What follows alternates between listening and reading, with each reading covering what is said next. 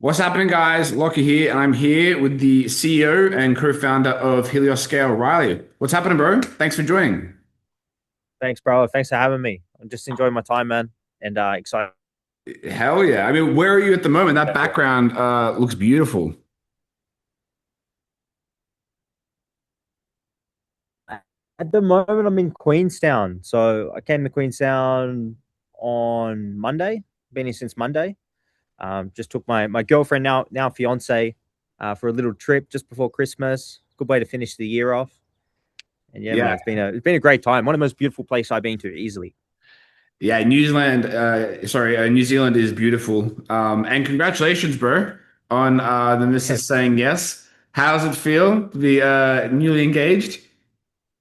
it's a weird one. Like it feels good. It feels like it's meant to be. We've been together over 8 years now, so it hasn't changed too much just yet. It's only very early days, but yeah, everything it sort of feels like this is the right move. Yeah, dude, that's awesome. Well, again, congratulations. Jumping into some business and some work stuff. Just for context, what do you guys do at Helios Scale for the people watching this? Yeah. So Helios Scale is essentially like an all-encompassing client acquisition agency. So we do everything from sales training, sales management, lead generation. We run events. We have the largest Australian network of sales professionals.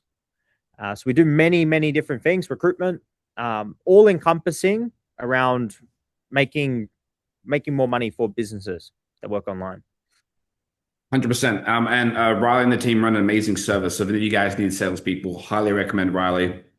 I'll throw it over to you, bro. First question, I guess, what has your experience been like working with me? I've given you guys some advice and helped you guys with like the systems and the marketing side of things. How has your experience been so far working with me? Yeah, 100%. So like obviously you and I think we met way back. I think it was like late 2023, I want to say. So In over Sydney. 2 years now. Yeah, so yeah, we met in person at the obviously the Sydney event, but then Yeah. prior to that, Yeah, true. we met through True Blues because I Mm, know a lot of the guys were working on your offer and everything like that.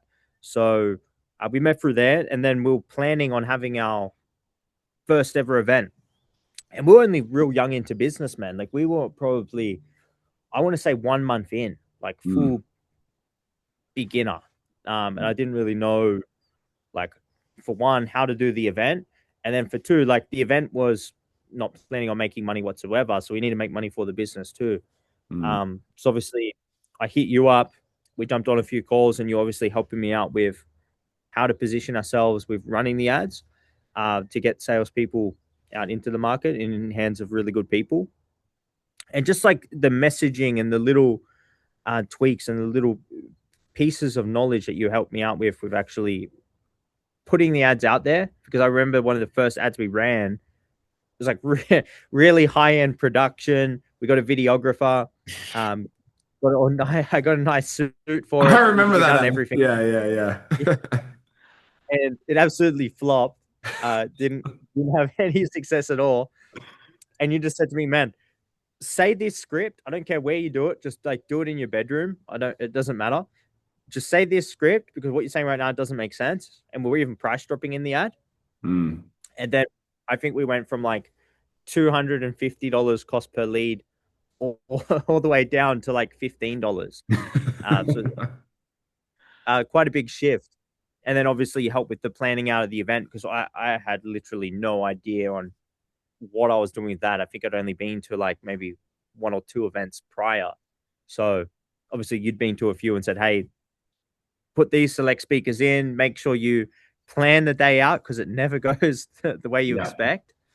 And then I think we definitely over delivered with that event as well. Mm. So tons of sauce early days. Yeah. I mean, you crushed that answer, bro. Thank you for the kind words. Dude, that first sales event was so much fun. I've got a video for those who want to go watch it on my YouTube channel. The True Blues community is really something amazing. That's what Riley's referring to is the True Blues sales community is the number one sales community for sales reps in Australia. I came in pretty early days because a lot of the guys working my offer were in it, and they're basically saying there's a bunch of killers in this group. I joined, and that's kind of how we met. Um, Yeah, that sales event was really, really well run, dude. You crushed that for your first event. Um, thank you. for the people watching this who are kind of curious, like, oh, is Lachie good at sales? Can he help with sales coaching? Are his salespeople actually some of the best in the industry, etc.? Can you talk about, obviously, I did a speech at the sales event. Can you share some of the feedback you heard, like on my speech, from the event? Yeah, 100%. So I think like one of the biggest things, because I work now even with some guys who have been trained by you personally on some of our teams, Mm-hmm. and obviously seen their results. And I think what really separates you from a lot of the other guys out there is that you started, for one, you started from the literal trenches doing cold calling. I Yeah, think cold calling or door to door, that's like the best thanks. ways to get your skin in the game, Yeah. essentially, early days, because you're just going to get so much rejection Mm. that eventually you have to start to overcompensate and go, I need to find an easier way to do this because I'm sick of getting rejected so much. Yeah. And I think like the way that you've built out your whole framework from the things that you've learned, I don't even know if you've even paid for sales trainers in the past or anything I like haven't that. actually. I've never done sales So, training. so there you go. And it's just like, it's, it's something that literally nobody else teaches, like the MOR framework. Mm. That's something I've seen anybody else teach or do. So I think that's what makes it so powerful is that it's so unique, and the people, at least that I was speaking to, it was very dense. Like your speech was very dense. It's so Mm. jam packed that they were like every single tiny little question has such a large purpose, Mm. and I think a lot of that is missing from today's sales training because a lot of Mm. people don't even know why they're asking questions in the first place, let alone how I made this and how you can apply it. Mm. It's like chalk and Mm. Yeah, really well said, bro. Thank you. I completely agree. I think a lot of people in the space, they're especially offer owners. I don't think they understand the value of sales, but they don't understand sales well enough to actually master it and then train like master salespeople. I mean, you've worked with a lot of offer owners. You kind of understand this. Like they have a product that they want to sell, that they try and just like outsource the sales team or not understand anything about sales and just get someone like one or two closers to just grow their business for them. Um, you said you've also worked with some of the reps from my team. What have you noticed about those reps that is perhaps above and beyond some of the other reps that I haven't trained? Like, what are the differences? for one, the way that they have so much conviction in the framework itself, because Mm. at least my methodology with training salespeople when I bring them onto a team is I never want to change anything right away. Like Mm. if Yeah. somebody comes in, I just want to see what they naturally best at. What do they naturally sell like already, and Mm. then we can improve it to the offer or to the way that I see some improvements, for Mm. example. And these guys come in and they have so much conviction and Mm. they can explain perfectly to why they're doing it. So if they have that much conviction in it and it's working and they're closing outrageous amounts of cash, why would I change it? Like that Mm. serves me zero purpose. I know Mm. one of the guys we bring on, I think it was his first day or first week, and he closed like four piffs back to back to back, had 100% close rate, just like ripping and tearing. And I'm like watching his call. It's very different to obviously the way that I sell, Mm. and he just had so much frame, and they Mm. get so deep in the discovery that the objections barely even pop up at the Mm. end. So Mm. that's at least what I'm seeing from my POV. Mm. Yeah, you make a great point, and you nailed the analysis there. I think probably one of my weakest areas as a sales coach is objections. Funnily enough, obviously I get Yeah, objections, and I've lost many sales, but I wouldn't say that I get a lot of objections. And our team, we never really trained too hard on objections because we don't get as many because we kind of avoid yeah, that with how deep we go in the discovery process. But I also believe that yeah, every sales process itself, if you master it, can be highly, highly effective. There's multiple ways to skin a cat, as you would say. Um, yeah.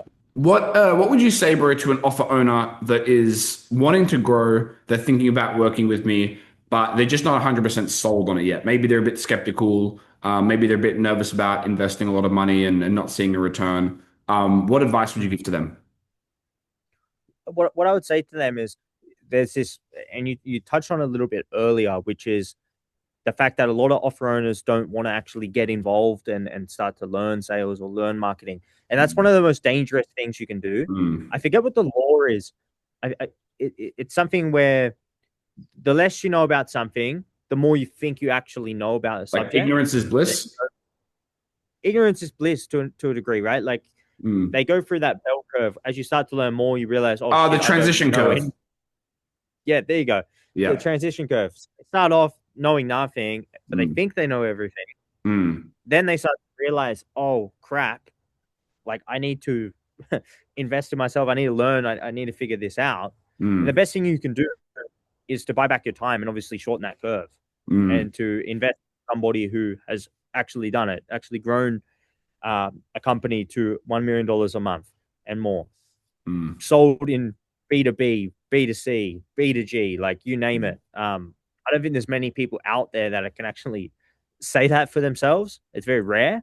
It's very really well done thing that you've actually accomplished. So for people that are skeptical, I always like to say like the consequence of inaction, right? Like Mm. you're always going to pay one way or another. You're Mm. going to pay with time and just spend this resource that you can't buy more of, or you Mm. invest with money, ultimately use that money to get more in the long run, anyways. So I Mm. know which one I'd rather. You can tell he's a sales guy. You can tell he's a great sales guy. Nailed that. Smash that. What's some stuff from like a marketing perspective that you've learned from me that's helped Helios or your business? Good question. Like the biggest thing I learned from you, Lockie, is you don't overcomplicate it, right? Mm. Like you have these guys out there that they give you these ideas and they're like they can be quite abstract or quite esoteric, Mm. which there's value in it. Of Mm. course there is. There's things to learn there, but it's almost like it's sort of hard to grasp. I think Mm. what you do a really good job at is that you make like really abstract, complex problems extremely easy to understand. Like for example, when we were on our last consulting call, Mm. and I had this problem of, how do I change the avatar's belief through the messaging of my ad? Like Mm. whereabouts do I do that in the funnel? Should I be trying to do that more on the ad side, more on the VSL side, or don't try and change it and then change it on a sales call? Mm. And then the way you said it is, well, actually, you're selling the wrong thing, Mm. which is like, it's funny because you look at it and you think, this is the problem. My messaging's not landing. Mm. But funny enough, the reason the messaging's not landing is because you're not listening to your market Mm. and the market has all the answers. So I think Mm. even like that one principle alone that you've taught me Mm. has made us like hundreds of thousands of dollars. So Mm. there's a ton of value in the stuff that you know. Thank you, bro. Yeah, I mean, you've been an amazing like student. You pick things up very quickly. It's funny enough, when you say that, it's the same thing for me. Like when I'm, because I obviously pay mentors as well. Like when I go through issues in my business, it's always like the obvious thing that your mentor points out. You're like, oh, dude, how did I not think of that? Like it was in front of me the whole time. I think that's kind of like the real value. Like very rarely has the mentor told me something and been like, oh man, that's like some crazy secret I never would have thought of. It's just the obvious thing that for some reason, like you're not giving enough like a time and attention to. Yes, exactly. It's like the one thing that's just like hiding there under your nose and you just can't see it, even though it's like right in front of you. It's like when you lose your car keys and you find them on the kitchen bench. Yeah, 100%. Okay, so what's the plan for Helios moving forward and scaling in the future? What's the vision you want to share with us? Yeah, like we got some big like big dreams coming up for 2026. So we want to hit $500,000 a month. Hmm. That's our goal. That's our next goal. We have a growing team. So there's three of us and an assistant as well. So a team of four. Hmm. Very lean, efficient team. But right now we feel as though we went through a bit of a transition period where we felt as though our profitability wasn't where it needed to be. We're spending way too much time and not getting enough money in return. So we went through a bit of teething pain there, if you will. Hmm. We've got the clarity now, Mm. The next thing really to do is to open up the war chest and execute and spend some money on ads. We got some new products coming out, so we want to be doing more of a like a done with you Mm. alongside with the done for you as well. Mm. And we've even dropped a few offers too. We had like a software we're doing. We've called that. I think like less is more to a degree with what Helios does. Even from my earlier explainer, Mm. all encompassing client acquisition agency is a bit too broad. Like we want that Mm. to be sort of narrowed down. Mm. But I'm going to use a principle out of your book and Mm. whatever the market wants and whatever we're really good at executing and our hearts in it and we find Mm. a lot of joy, that's what we're going to do. Mm. So test a few things, man. Test a few things out there on more of the done with you side and the done for you. And whatever pays well and whatever I like doing and the Mm. team's all in it, that's what we'll do. Yeah, you just perfectly articulate the Venn diagram, bro. It's three circles. It's what the market really wants and is willing to pay for. There's what you're really good at, and then there's what you can charge a high ticket price point on. And so you just perfectly summarize like those three circles in the Venn diagram, and in the middle is the sweet spot. And then you pick one avatar, one marketing channel, one funnel, one product, and that's all you need to get the 3 million a year at least. Um, Yeah. you just have to get good enough at it. That's what a lot of people, especially newer off owners, and I can relate to this because I did it for so many years, that you spend so much time doing different things, you just simply never get good enough at the one thing and the one funnel. And usually that's like a lot of people never even break through that. Yeah. No, 100%. Because you're trying to chase too many chickens. You're getting the shiny Yeah. object syndrome, which we've had, and yeah, it doesn't do you any good. Yeah, So exactly. A couple questions for you, then we can wrap it up. What have you noticed about our sales reps, the sales reps that I've trained, and how they sell differently that may get them a better result? You mentioned conviction for one thing, but is there anything else you've noticed that you think that we do really well that helps our sales reps generate more cash than others that you've trained? Because you've seen so many being the founder of the number one sales community. one thing is it's your approach is very, I would say, very human, right? Mm. Like I know, for example, I can give one example um, that a lot of offer owners may heard of, or even salespeople, is the consequence of inaction phase of a call, right? Mm. A lot of people have trouble executing that phase. A Mm. lot of people. I've had trouble with it in the past. I know a lot of absolutely amazing reps that do like 50 to 70K a month in straight commissions. Mm. Even they have trouble with that phase because sometimes it can feel like a little bit of an odd question at times, right? It can feel a Mm. little manipulative.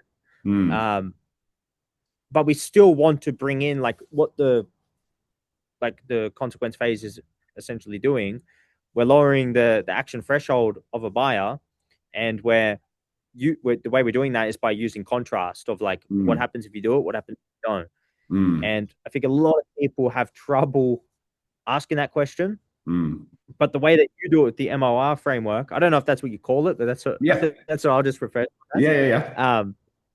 Is like if you get down to that singular point of, you mentioned like the fat lady or the fat man who jumps onto the scale, Mm. and it's like there's no tummy fluff. Like, what is your real situation if you don't actually do anything about this? Mm. And then that like lights the fuse, and that's Mm. like zero manipulation. It's just Mm. straight facts, and that's all throughout the call that I see. It's very human, Mm. and I think that's why reps can like grab onto it and then can use it so efficiently. And when you Mm. get down to these points, like the execution is key, right? Like Mm. you can give somebody um, like an NEPQ framework, which we know works, like multiple reps do lots and lots of money using that framework. Mm. But if you give it to somebody who doesn't understand it, they're not going to have a good result. Mm. So I think for one, it speaks to like the framework itself that it does work because I've seen it work. I've seen many reps making, 10K, 20K, 30K plus months using it. Mm.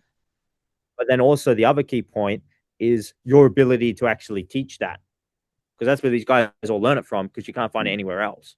Mm. So I think there's the power in the framework because it's a little bit more human than a Mm. lot of other approaches that I do see. And then also speaks to your ability to actually coach that to somebody, because it is a very dense framework. Like there's a Mm, lot to take in there, mm, which is the same for any framework if you want mastery. mm.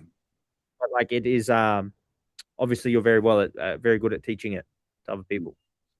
Thank you, bro. I really appreciate the kind words. Yeah, it's a lot. It takes a lot of time to train reps on it, but it's definitely worth it in the long run because it's not just something they memorize and then forget. It's something that changes the way they actually see personal development and influence in general. Okay, last question Yeah, for you.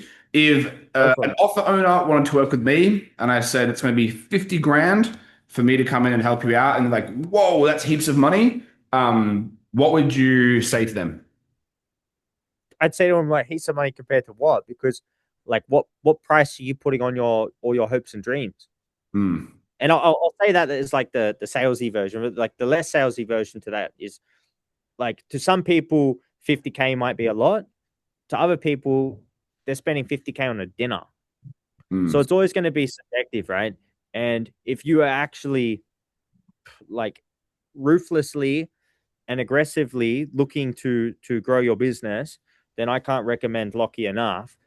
And like if you actually execute, you put in the work, you take responsibility for your own actions and for your own business, and then actually like implement and then like question it as well. So you can come up with better questions for Lachie to then, like, that's the way to do it. Like a mentor isn't gonna magically give you an ROI.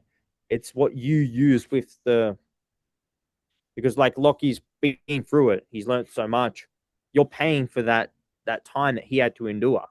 mm, So like whenever I'm investing, because I've invested like more than $100,000 onto like just coaching in mm, general, mm, and that's the way I always view it. Is like I'm paying for the lessons that this guy had to learn the hard way, mm, and now I get it the easy way. So sure, it might be a bit more than you're willing to spend at that time, and you might be thinking, "Wow, that's like a house deposit." But like, how much time is it going to take you to figure out how to grow your business to $500,000 a month? Because mm, it does take time. It doesn't mm, happen overnight.